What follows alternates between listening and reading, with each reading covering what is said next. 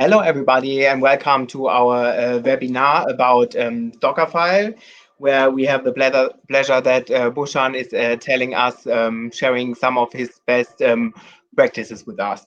This is the first webinar of Uplink in cooperation with a freelancer of ours, and I'm really looking forward to. So for the people who don't know Uplink and who might be maybe just joined via a crowdcast, I will really shortly introduce Uplink and myself, and then we will talk with Bushan and talk about the best practices of Docker.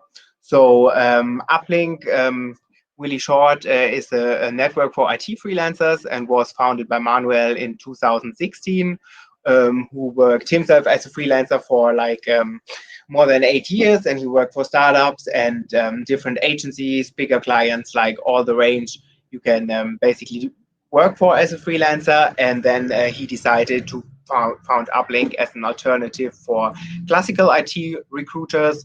That means we offer like fair and transparent job placements and are more on the side of the freelancers. Exactly. So I'm really happy to welcome Bushan. I will focus you as well. So, hi. So now people can see you. It would be nice Hi. if you shortly can introduce yourself, and then we can start with the webinar. I just want to say two technical things. So if anyone has problems about following the webinar, sometimes it might be a problem of your ad blocker. So you can just tell me in the chat besides. And also, if you have any questions while Bushan is speaking, you can ask your questions down under in the toolbar via ask the questions, and then in the end, in the Q&A part, we will answer all your questions. I think that's the best choice, that we don't interrupt him. So now the stage is yours. Oh, thanks, Mike. Hey, hello everyone. Thank you for joining for today's webinar on Dockerfile best practices. And I hope you know what Docker is already, and what is Dockerfile and the importance of Dockerfile in the whole Docker ecosystem. To tell you briefly, Dockerfile is a blueprint to create Docker images. And yeah, I'm Bhushan Lodha. I'm a senior software consultant based here in Berlin. Yeah, so we'll start with the Dockerfile best practices. So yeah, first of all, like why should I care about writing a good Dockerfile? I can just write a Dockerfile and then like create an image and pass it around. So the reason to write a good Docker file is because we want to reduce the size of the Docker image. With smaller images, they improve performance, they are efficient, and they improve security because it's a smaller attack surface. And the other area that we want to focus on is build time. We would like to reduce the build time that every time we build our Docker images, because it significantly affects our development cost. Because more often than not, when we are building, when we change the code and we build our Docker images, mostly like as a programmer, we are staring at the screen or like going around in the office for taking a coffee, and sometimes this can take 20 minutes. So this really adds up to the cost, and also on the CI/CD servers. So we also want our Docker images to be secure for obvious reasons, to not let any hacker to get access to our application or our machines. And we also want our image to be consistent, because consistent images are easier to maintain in future for you or any other developer who builds on top of your Docker file. Yeah, so we'll start with the first, reducing the image size. The first will be image variant. So most Docker files will start with a base image, and this base image can have a significant impact on the size of your image. So most languages or platforms offer three variants, which is the standard variant, which has all the packages, all the, yeah, and then there is a slimmer version which will not have the common packages, so you will have to manually install these packages, but it will reduce the size, so you only choose the packages that you need instead of like having the whole operating system. And then there is Alpine one. This is for Ruby. There is an Alpine one which is based on a different distribution on of Linux, and it considerably reduces the base image size. So yeah, so maybe the answer is obvious that you go with Alpine because it's only 52 MB instead of 149 MB or 842 MB of Debian. But that's not always the case. Like choosing the base image between Ubuntu or Debian or Alpine is like based on multiple factors. So primarily, Ubuntu or Debian is based on GNU C library. What that means it is like it has a wider variety of packages, and it is supported more. It has been worked by a bigger community. It has and Alpine is based on muscle libc, which will work for most of the cases, but then there are some packages which will not be supported. For example, Alpine doesn't support geolocation packages. So for that, you have to go to Debian. And also, like Alpine touts that they are more secure than Ubuntu and Debian. But that's not usually the case because Ubuntu and Debian, they have such a big community of developers behind it, so it is more battle tested. So for any serious application, I would advise to stick with the GNU C library implementation, then muscle C implementation. I mean, like remember, premature optimization is root of possibly all evil. So the second would be like we would not want to install the packages that we don't need for to run our application in production. Simple, like when you install packages with apt-get, it will also install some packages that are recommended to run your packages, but they're not necessarily needed. So simply adding no install recommends can reduce significantly the size of the image by removing the packages that we don't actually need.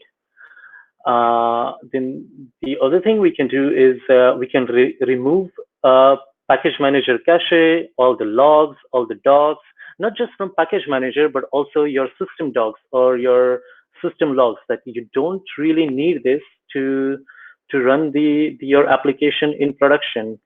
So I mean, the approach here should be to remove everything that you ultimately don't need to run your application in production server.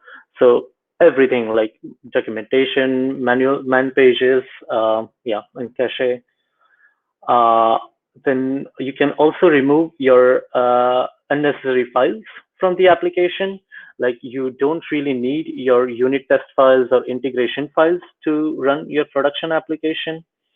Once you compile your assets, you don't really need the asset files, so you can also remove those.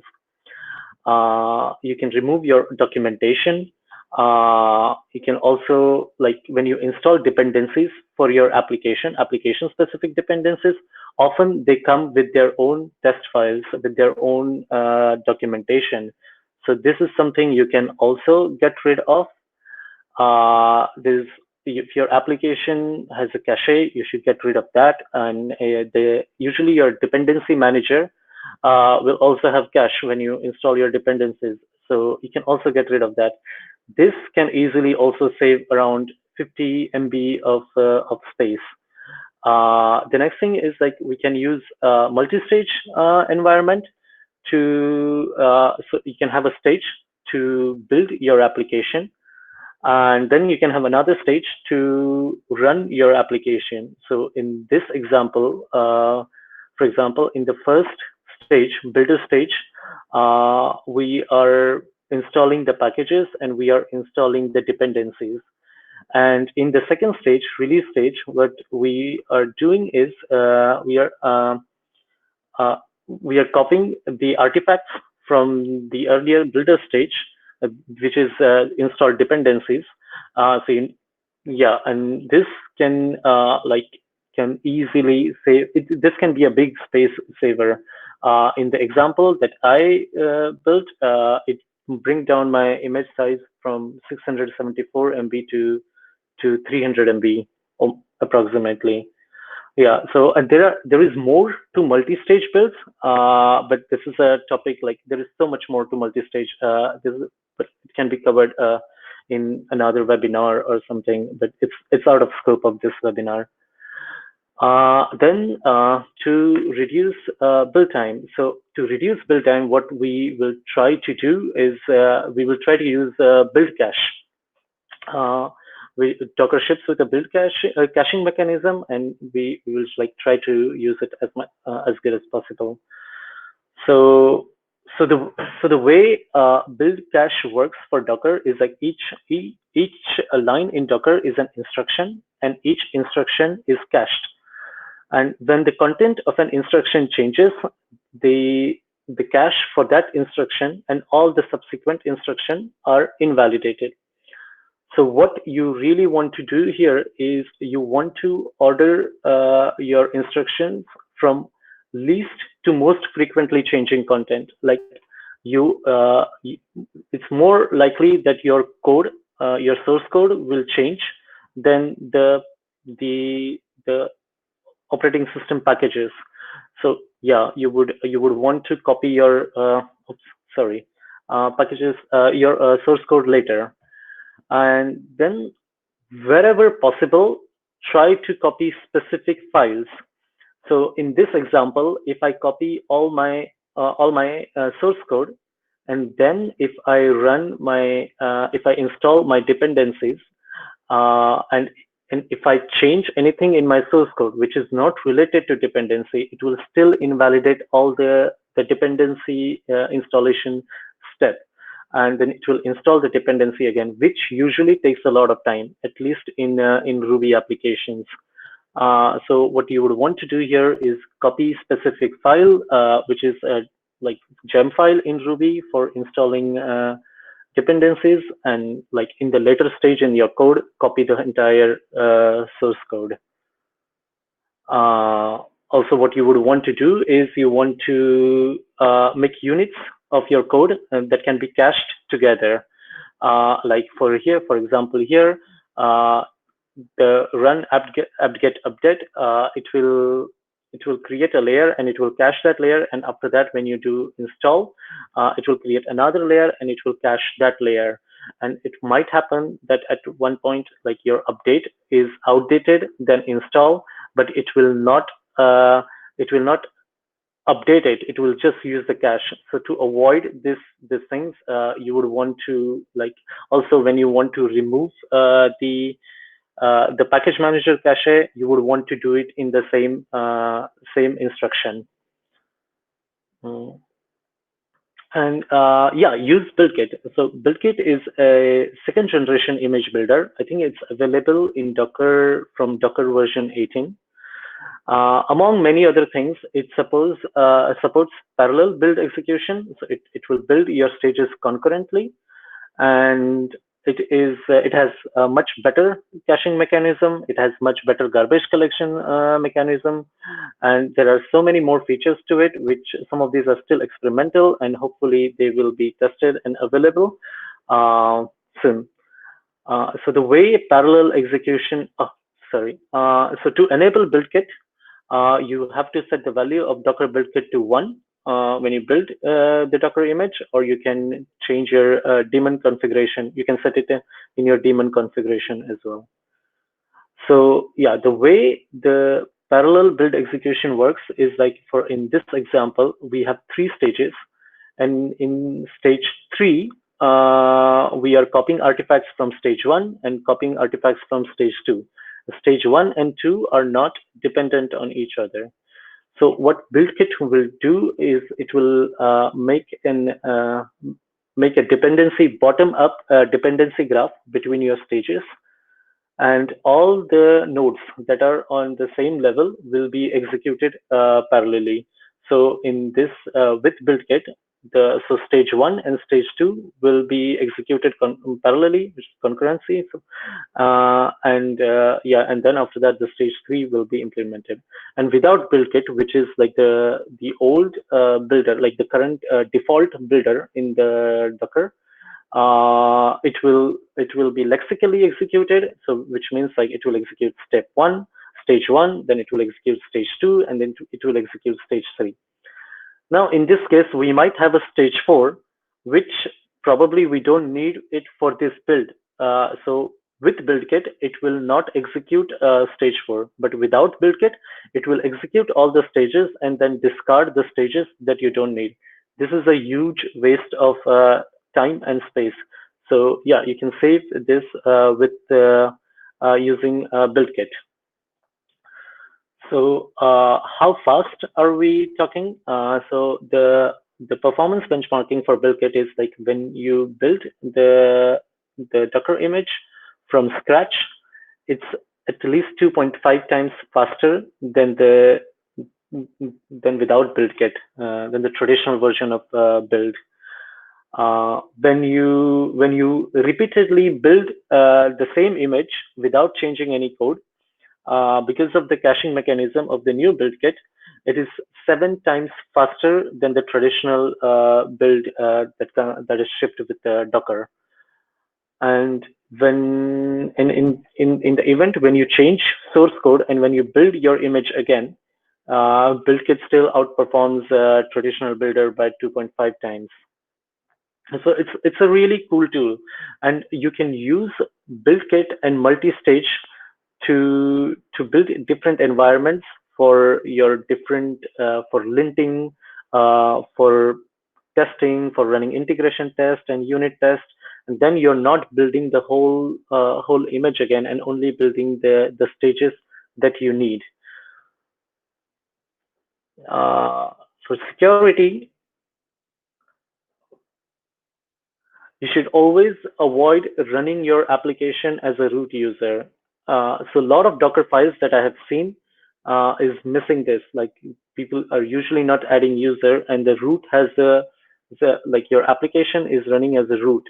And what could happen is like an attacker could get a remote could execute scripts remotely from your application, and they can escape. There are mechanisms to escape the container environment and gain control of your machine, uh, and this can cause much more damage as a root user if the application has a root privilege than as an unprivileged user.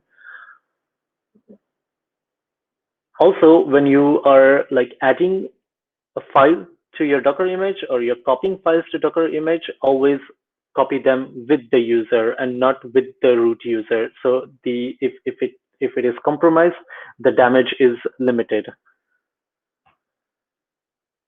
Now, to build consistent images, you should always pin the base version of the image for any unexpected results in the end.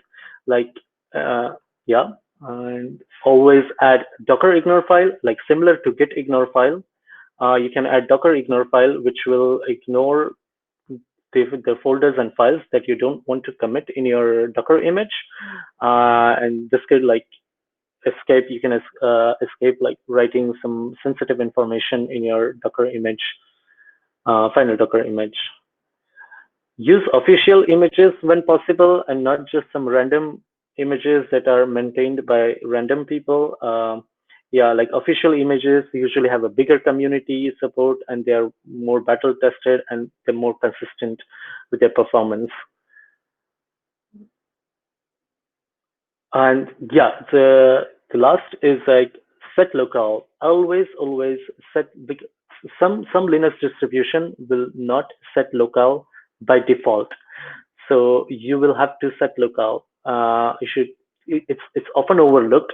It's very important to set locale, at least in terms of Ruby on Rails application. This could, like, if you don't set locale, this could create problems with string encodings. Yeah, in presentation. So yeah, that's about it. It was short. These were the tips, and if you have any questions, you can ask. Now would be the good time. Oh, I was muted. Yeah, definitely. So we have one question already, and if any of you have like further questions, don't hesitate to ask them. Though the first question is, why would you have different Docker images among your stages? Isn't the point to have the same application running on either stage? I think it refers to Okay. the beginning Okay. where you So, what? uh, can you repeat the question again? Yeah, sure. Why would you have different Docker images among your stages? Because the entities are it's a point to have the same application Yeah. running on either Yeah. stage, right? So, uh, but like, what do you mean, base image or the final image that we produce? That's a good question. Maybe you can specify a bit in the Final you image. just wrote like Okay, yeah. it's So about it's very simple. yeah. So now, say you are running an application and you want to, in one of the steps in running an application is to compile your assets. Usually, at least in Ruby on Rails, compiling assets takes a lot of time. In some cases, it would take up to 4 to 15 seconds. Now, tell me, like when you are running your unit tests, do you really need your assets? Like, or when you are running linting on your code in the uh, in in the continuous testing step, if you are running linting, do you really need to install all the dependencies? You don't really need them, and so you can have different stages, which would like a stage. There would be a stage which will build your application, which will install all the dependencies, and there can be another stage to compile your assets. And when you running unit tests, you can completely skip the test for compiling assets. So this is one advantage. I see, I see. So I think now he got it. So you mean that it depends on your requirements on the quality assurance you pursue, right? I didn't understand what that means, like quality assurance. Uh, what do you mean by that? Requirements Maybe you and can quality. specify again, but 1 second.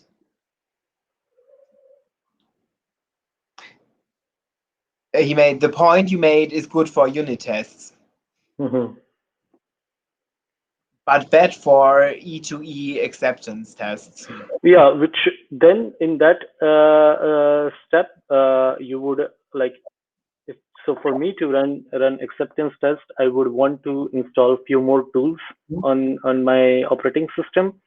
For example, maybe I would need to install curl, and then I would probably have another stage which would do the acceptance test. The unit test was one example I gave. The another example I can give you is say when you are using uh, with this what is the tool called? Wiki to ST. Uh, okay. I will try to find the name of the tool. 1 second. I think he got it. He just wrote. Yeah. Okay. Any other question? So far, there are like no questions. Did any of you? Yeah, Andreas just said like that Zoom might be better suited for a Q&A question. If any of one, I mean, if you more want to go in a discussion, at the moment we are just like 12 attendees. So maybe I can invite you on, if you're fine with that, I can also invite you on screen and then you can have more like a conversation. We could do that if anyone is up Yeah. for that. I don't mind. But we have another question. Do you have any tool to recommend for seeing the image size changing step after step while building it? There is a tool. You can do Docker history. There is a command actually. Let me confirm the command Docker history. Yeah. So you can use this command Docker history and then name image. if you run this command, it will give you each instruction and the footprint, like the size it created from that instruction.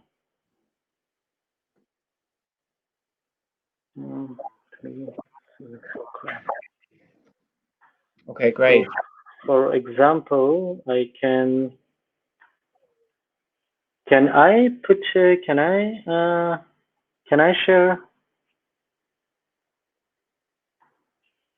share a screenshot here? Yeah, you can share your screen. Like at the moment, we're seeing your presentation, but if Ah, you okay. so if One. you share it, I can focus it, and then the other can see it as well. Wait, I can. Well, this is a bit high tech. I don't find option to share again, like stop sharing. Stop, and then share screen, share. Always Yeah, this little issue. yeah. So But now it should work. here, It looks good. Yeah, I can focus it, and then do you second, see my everyone screen? can see it. Do you see my screen? Yeah, they can. Yeah. So yeah, here. So I will clear this, and I would do usually Docker history and the name of my image. If I do this command, it gives me a detailed information of my command, uh, and the size it took. Yeah, and it's from the most recent command to the last step command. Yeah. Mhm. Great. So, any further questions?